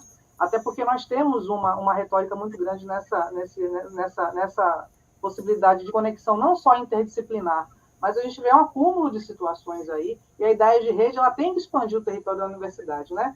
Ângela trouxe uma questão que eu acho que é importante, que é esse tripé da gestão pública, da sociedade civil e da universidade. Então, a gente percebe um certo afastamento, né? Ela muito bem pontuou, da gestão pública nessa interface. Então, acho que o grande desafio também é pensar possibilidades de articular, né, com a gestão pública, pensando possibilidades também de que como essa nossa interface de ação coletiva ela possa realmente se dar de uma maneira mais ampliada, com ações mais concretas. E aí, Ângela, você traz a questão do desmonte, né, do desmonte da própria educação, né, da violência, da militarização e de um processo de descentralização que aparece. E, no entanto, Fabiana também traz esse fundamento da extensão, que é o convívio no local, o convívio nos territórios, né? Então, tem aí tem esse desafio, é um desafio, claro, grande, porque a gente sabe que o investimento tem diminuído muito nas universidades públicas, tem essa questão de investimento, mas também as ações elas têm ampliado muito, né? Então, quando a gente vê a quantidade enorme de ações que se fazem e que vão se fazendo, seja através das redes de solidariedade, seja através do que acontece fora, né, dos nossos muros, que está ali no fazer cotidiano, porque as pessoas estão sobrevivendo da maneira que dá, né? E aí, por exemplo, o Mobiliza Raul trabalhou com os pontos de higienização com pouquíssimo recurso, né? Quer dizer, e possibilitando também que isso fosse desdobrado, né, a partir de recursos mínimos, né, e com ação direta nas comunidades envolvidas. Então, eu só queria chamar a atenção, né, dos estudantes que estão participando aqui, primeiro, da importância das atividades que já acontecem, que estão aí pulsando, a gente não precisa reinventar a roda. Eu sempre falo que nós temos muito acúmulo, a gente precisa dar potência ao que já existe, né, e, ao mesmo tempo, não deixar de ter uma visão crítica para a gente não cair também nessa armadilha da tecnologia, porque é importante, a gente tem que usar a tecnologia ao nosso favor, né? As redes colaborativas elas possibilitam um acesso mais ampliado, mas eu fico muito preocupada com essa romantização da tecnologia. Então, eu gostaria que as duas professoras, em função do que vocês colocaram, né, desse fundamento que Fabiana traz, que é ação, né, a ideia de processo, a ação de fato, né, que traz a extensão como esse espaço de convívio coletivo, que nós estamos arrancados desse convívio, de certa forma, a gente não está podendo estar na cidade, estar na universidade presencialmente, né? Então é um desafio grande, e ao mesmo tempo, como articular esse tripé de rede em que a gestão pública também esteja junto, né? E que é um grande desafio, a gente tem percebido isso, uma questão ideológica, inclusive, né? Então, são questões para a gente pensar, mas, assim, eu acho que tem muita coisa acontecendo, Eu acho que é importante essa apresentação de vocês aqui, porque dá visibilidade também ao que já está acontecendo, né? E é importante que os estudantes conheçam esses trabalhos. Então, quando a gente faz a atualização cartográfica, vai mapeando o que a extensão está produzindo e como é que está aparecendo, a gente dá potência a esses acontecimentos também para a gente publicize isso, né? Eu estava falando com o Naya outro dia, e com os estudantes, né, e com os professores do workshop, que a gente trabalha para caramba, produz muita coisa, mas publiciza pouco, troca pouco. A gente precisa publicar mais as nossas ações, a gente precisa conversar mais, a gente precisa fortificar essa ideia de rede, né, e talvez aproveitar o que nós já temos e dar maior potência. Então, acho que esse é um desafio muito grande, assim. Acho que minha fala vai um pouco nesse inicial.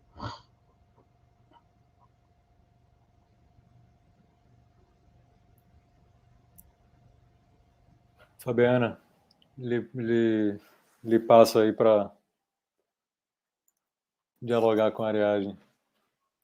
Eu acho que a Ariadne captou aí um resuminho, né, das duas falas, das duas preocupações, na verdade, porque eu acho que a apresentação da Ângela sobre esse projeto, que também é um projeto específico de extensão, que é uma especialização e extensão. Quer dizer, especialização nesta universidade é extensão, quando em muitas outras universidades a especialização faz parte da pós-graduação. Então, mas eu acho que tem uma coisa importante nessa experiência da residência, é que a residência não é só um curso de especialização e, portanto, na UFBA faz parte da extensão. É uma experiência, é uma proposta, um projeto, uma forma de trabalhar, uma forma de formar essas pessoas, de especializar esses estudantes por meio de um processo que é extensionista. É um processo diretamente relacionado com os territórios. As pessoas vão aos territórios, convivem com as pessoas desses territórios que participam e são, não é só participam porque eles ouvem e recebem alguma coisa, eles produzem junto. Então, eu acho que o que tem aqui de muito importante nessa experiência da residência, na proposta que vocês estão fazendo agora para esse Itaí que vocês já trabalham há muito tempo, para essa rede toda e tudo mais, eu acho que o ponto fundamental é se lembrar que o que importa, aonde está o sentido do compromisso social, está na ideia de pertencimento coletivo a uma mesma realidade. Enquanto a gente entender que a minha realidade é uma, a do outro é outra, a do outro é outra, nós não estaremos mais, nós não conseguiremos produzir nada conjuntamente. Isso vai ficar ainda na esfera do assistencialismo benevolente. Então, eu me baseio numa assimetria de condições e reproduzo essa assimetria de condições quando eu faço o assistencialismo benevolente. Eu levo para o outro aquilo que o outro não tem e não sabe fazer, e só eu, do alto da minha condição e da minha sabedoria, sei fazer e posso levar.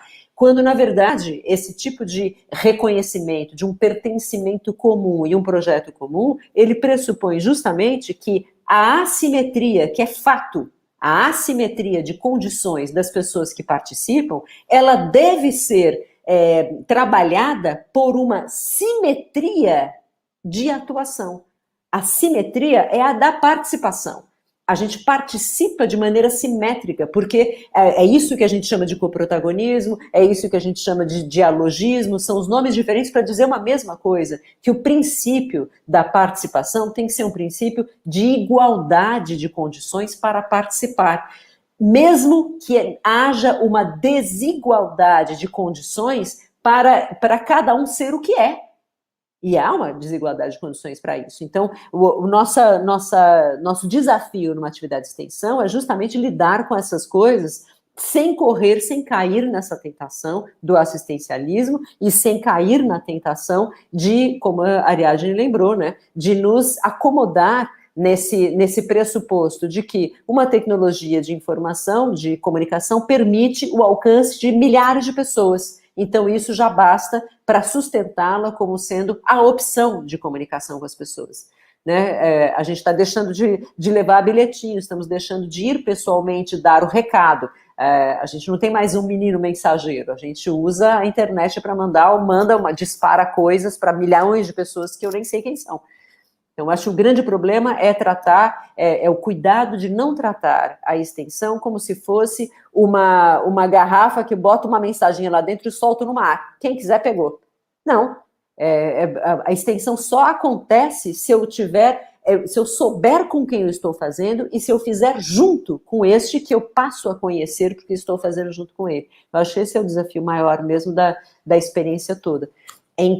Eu vejo que o projeto de vocês é gigantesco, ele envolve muitos países, muitas universidades diferentes, mas provavelmente o desafio seja, para enfatizar o aspecto extensionista, o desafio talvez esteja justamente em encontrar maneiras de fazer os pequenos movimentos, né, dos pequenos convívios, das pequenas experiências e elas nutrirem uma grande coisa e um projeto comum depois. Mas é necessário esse corpo a corpo, é necessário esse campo a campo, é isso que é fundamental.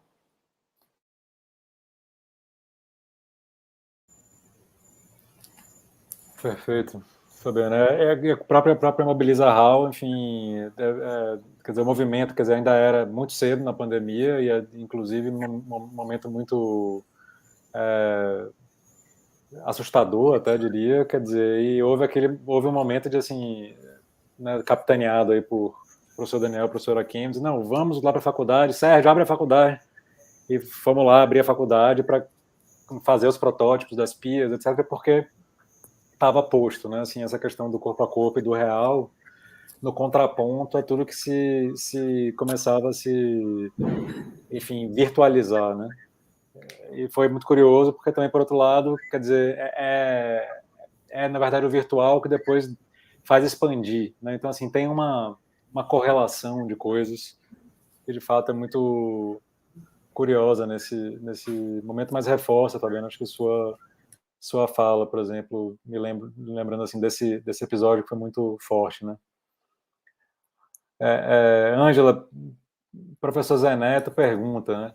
Quais os principais, é uma pergunta de R$1 milhão. Quais os principais desafios para a implantação das políticas públicas em habitação social com as contribuições dos arquitetos, diferentemente das atuações pontuais dos governos? E aí eu acho que eu adicionaria, Ângela, a seguinte sub-pergunta. O quão longe, né? Claro que, bom, no governo atual sabemos que estamos longe de muita coisa, mas o quão longe estaríamos de criar um sistema único de arquitetura, né? Capaz de realmente, assim, como no sistema único de saúde, que você tanto traz na comparação e na sua ideia de residência, enfim, desse condições de uma assistência mais, enfim, de um diálogo mais amplo com a sociedade, torna o tema da arquitetura e do urbanismo. Ok, já posso falar, não é isso? Olha, eu estou aqui com uma certa instabilidade de internet, então tem horas que eu não ouço exatamente, mas eu ouvi o conjunto aí das falas. Veja, isso é o que eu tenho me debruçado a pensar as possibilidades estratégicas, né? Veja que até a primeira metade dos anos 2000, a possibilidade da regulamentação da lei de assistência técnica era enorme. Nós estávamos construindo toda uma política descentralizada, isso vai até 2008, que é quando exatamente a lei é aprovada, e a inflexão exatamente ocorre naquele momento. É quando se desmonta a perspectiva de uma política nacional de desenvolvimento urbano e de habitação, né, para uma política mais centralizada, é a retomada, por exemplo, do projeto Minha Casa Minha Vida, no velho modelo, né, funcionalista de grandes conjuntos e produção de unidades habitacionais. Então, há todo um desmonte que inviabiliza a aprovação da PEC da moradia, que era o que estava engatilhado para dar força e forma a essa política nacional de assistência técnica, que é fundamental para um novo protagonismo de arquitetura e urbanismo e o bem-estar da cidade e da sociedade. Então, Sérgio, eu vejo assim, o momento não é propício, reconquistar um diálogo e uma pressão política para que este projeto seja novamente discutido no Congresso é quase impossível no momento atual, né? Então, eu sinto que as interações comunidade, universidade, sociedade civil com o poder local, neste momento, ela é fundamental.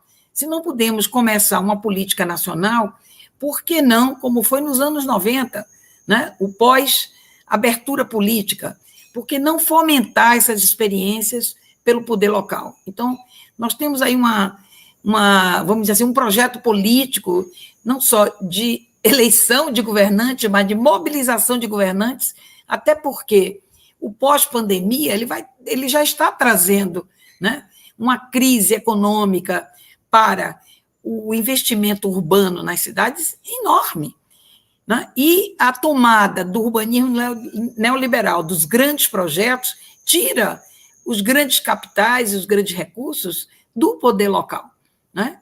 Haja visto todos os projetos frutos das parcerias públicos-privadas.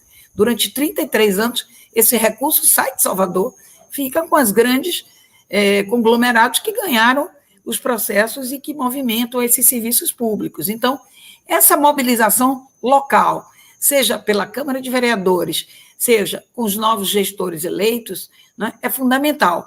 A crise tem trazido algumas consultas de municípios pequenos. Eu acho isso interessante, né, para esse novo momento que se avizinha. Mas é todo um estágio ainda muito tênue.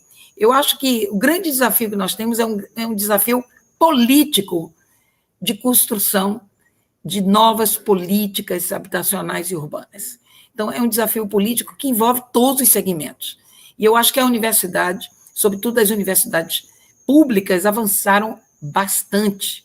Nós, aqui da Faculdade de Arquitetura, né, é preciso, Ariadne, como você disse, que a gente pare de fazer para escrever um pouquinho o que a gente tem feito, né? Porque nós avançamos demais, gente. Veja quantos núcleos extensionistas nós temos praticando. Até aconselho, se houver possibilidade, durante a semana da oficina, poder chamar alguns desses professores protagonistas desses projetos para levar a essa turma como foi que foi conseguido esse recurso difícil, né? Como foi, porque é inventivo, é crítico, é um esforço fenomenal, mas o resultado é muito bom. Porque são exatamente o que Fabiana falou, são os pequenos movimentos, em grande quantidade, que vão fomentar esse novo contexto político, né? Eu acho que essa construção política, ela está por se fazer no pós-pandemia.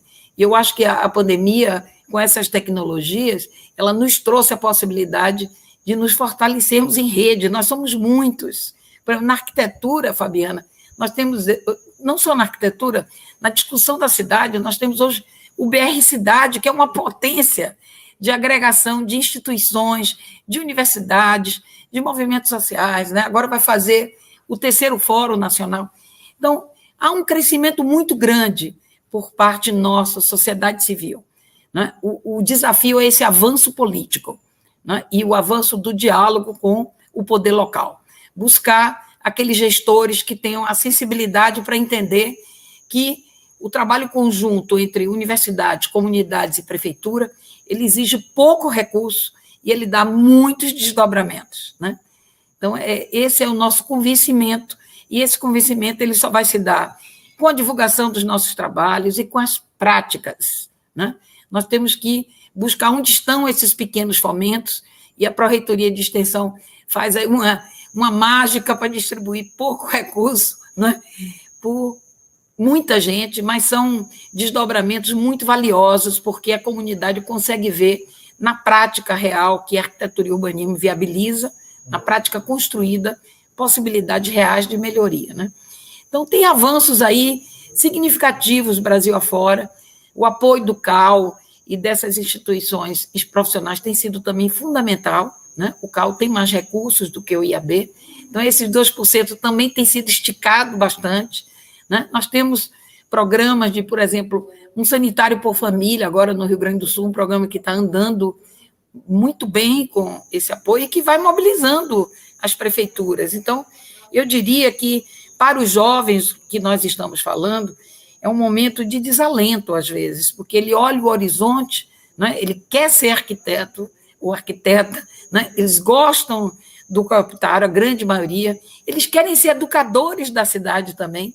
Eu acho que esse desafio aí da arquitetura e urbanismo também, na área do ensino médio, é fundamental que a gente descubra uma possibilidade de licenciatura, porque muitos jovens querem ser educadores da cidade. Isso é fundamental hoje, né? Mais do que produzir as cidades. Então, eu falo exatamente para essa agregação de esforços que nós estamos fazendo para a abertura desse campo de trabalho. Eu acho que ele está por vir, né? E dessa conjugação política que nós podemos colher frutos aí para uma transformação mais promissora, né? A educação da cidade, a educação do ambiente, a educação pela prática, a abertura das escolas de ensino médio para as comunidades. Fabiana tem aí um acervo de experiências, ela só precisa de tempo para poder pensar teoricamente o que isso tem sido, né?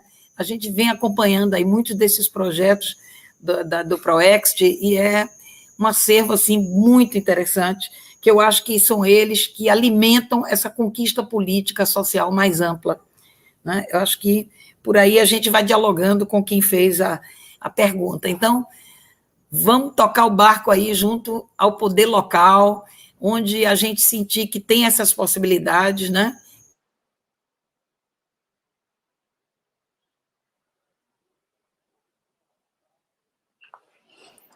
Travou. E avançar aí com as nossas práticas, eu diria. Ela é pedagógica e a extensão é que nos permite isso. Obrigado, Ângela. Obrigadíssimo. Ari, então acho que já estamos aí um pouco avançados do nosso teto, que era às 8, então acho que eu vou te passar aí para as palavras finais, agradecendo assim a toda a turma da ArcSul, né, nesse ano. Então, professoras Lorena e Fabiano no grupo de integração curricular, minha memória que não me trai, Aline e Robério, né, no grupo de pesquisa, ou Thaís e Robério no grupo de pesquisa, Zé Wapai e Aline no grupo... Mentira, Robério e Thaís no grupo de extensão, Rapaia e Aline Barroso no grupo de pesquisa, você, Ari Naya, com o ArcSul, o TV Rede, e Federico com a Arosteg. Acho que esse é o grupo. Aproveitar para agradecer essa turma, Ari, com você, para finalizarmos. Tá bom, querido, obrigada. Eu estou vendo que Neto fez algumas perguntas aqui, mas eu estou vendo que também a Ângela já respondeu de toda forma, né? Naya também acabou respondendo aqui no chat. Então, acho que a pergunta dele já fica colocada e as questões também de problematização a gente leva para discutir com o povo lá da central do ArcSul. Eu acho que é isso, eu acho que é um grande esforço, essa questão pedagógica ela é fundamental, né? A aproximação através da pedagogia, da educação, da rede, dos esforços interdisciplinares. É importante a gente conectar mais também com os movimentos sociais, né? E aí é um grande desafio nesse momento, mas eu acho que a gente tem que feitar isso. Tem um acervo gigantesco, como a Ângela falou, a Paola também lembrou aqui do banco de dados, né, que a gente, inclusive, consultou, e a gente nunca tinha consultado com detalhes, e a gente aproveitou o espaço, o momento, né, para poder mapear e trazer o mapeamento de extensão para articular com os outros mapeamentos que a gente estava produzindo a partir das atuações também da FAUFBA. E eu acho que é isso, né? A gente precisa se conversar mais, se integrar mais, trocar a experiência, trazer o intercâmbio como ação também. E achei muito bacana essa ideia das pequenas experiências, né? A possibilidade de sair desses grandes projetos, que eu acho que é muito bacana, assim, pensar de forma ampla, mas eu acho que é importante a gente trazer para o contexto da produção da arquitetura as pequenas experiências coletivas, de cooperação, juntos, todo mundo pensando junto, pequenas ações. Eu acho que esse contraponto que você falou, Sérgio, da virtualização, quando a Raul vai lá para o campo e fazer as pequenas experiências, acho que é isso que é a potência, né? A partir desse encontro, das possibilidades de ação, né? Poder articular processos, como alguns grupos pequenos já estão fazendo, né? Tem algumas experiências de pequenos coletivos de arquitetura que se formaram recentemente, que estão pegando essa ponte, né? E fazendo pequenas articulações com alguns gestores públicos e com algumas comunidades, e o arquiteto urbanista, trabalhando nessa espécie de mediação, nessa espécie de tradução de possibilidades de ação, mesmo que seja micro, né? Essa micro-revolução, eu acho que essa microação, a micropolítica, é talvez uma pista interessante para a gente pensar ações, né? Coletivas e cotidianas. Então é isso, estamos juntos. Muito obrigada, Ângela, muito obrigada, Fabiana. A gente vai discutir isso ao longo da semana, vamos refletir sobre as questões que estão aqui pontuadas, entrando nesse aspecto, né, mais sistêmico, assim, de sistematização dos dados, para problematizar essas questões ao longo da semana. Se a gente puder realmente fazer alguns convites para algumas charlas, algumas discussões, algumas conversas, faremos. E eu acho que é isso, né? É um arranque. E queria desejar a todo mundo que está no workshop, né, que tem uma boa semana de trabalho, e agradecer imensamente a participação de todos aqui. Já são 8h30, né, quase 8h30, né, a gente aqui discutindo. Que bacana, né, que a gente está podendo se aproximar e trocar informações. Eu acho que é isso, a gente tem que dialogar mais e potencializar essa rede. Acho que é isso, Serginho. Obrigada pelo espaço também, estar aqui sempre junto, dando esse apoio institucional. É sempre bom lembrar que sem apoio institucional a gente não conseguiria desenvolver esse trabalho. Naya deu uma super caprichada lá em 2015, né, quando ela tensionou, e hoje está aqui junto com a gente, né, trabalhando diretamente com os estudantes. E é isso, né? Está todo mundo tentando estar no mesmo platô aí, né, trabalhando junto, contribuindo da maneira que dá, como pode, também a partir dos seus saberes, das suas experiências. Eu acho que esse é o grande barato, né? Trocar experiência, experimentar, discutir, trabalhar junto. Sugestão, Ariadne. Boa semana para vocês. Ao final da oficina, Monta uma outra mesa aí aberta a público para a gente ver o resultado. Traz os meninos aí com os trabalhos deles. E obrigadíssima a vocês. Bom trabalho. Que tenham uma ótima oficina aí durante toda a semana. Obrigada. Obrigado, Fabiana. Para todos. Obrigada, Sérgio. Obrigada, Ariadne, Ângela. Grande abraço a todo mundo. Boa noite, gente. Obrigado, Saron, aí, como eu chamo, nas picapes. Valeu, gente. Obrigada, Saron, pelo Boa apoio. noite. Até o próximo.